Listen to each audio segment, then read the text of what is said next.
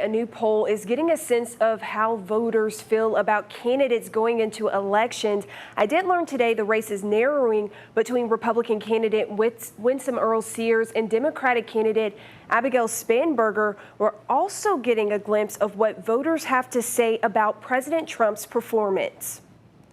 The results from the Wason Center at Christopher Newport University come from more than 800 interviews from registered voters likely to participate in the general elections. Dr. Rebecca Bromley Trujillo, research director of the Wason Center, says this election depends heavily on the president's approval rate. She says right now, President Donald Trump's numbers are tanking. She's not shocked to see numbers leaning away from Republicans. Virginia has historically voted against the party in power in the White House really since the 70s, with one exception, which is in 2013. Polls show 39% of voters are happy with President Trump's performance, while 58% of voters disapprove.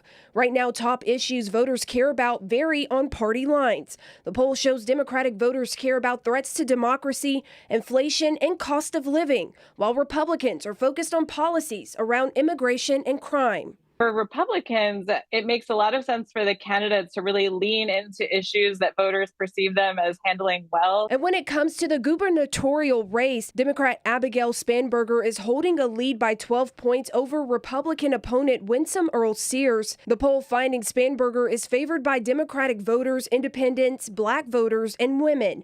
On the other side, Earl-Sears is gaining traction within her own party and holds the lead among white voters and men. Dr. Trujillo accounts that to her current role as lieutenant governor under Governor Glenn Youngkin's administration. And so Youngkin is more popular than President Trump. And so she's kind of leaning into that. But Dr. Trujillo says numbers could trend differently close to Election Day.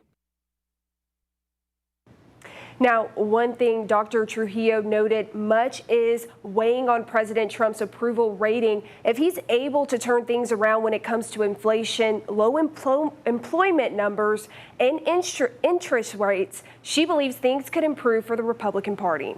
Jemiah Beatty, 13 News Now.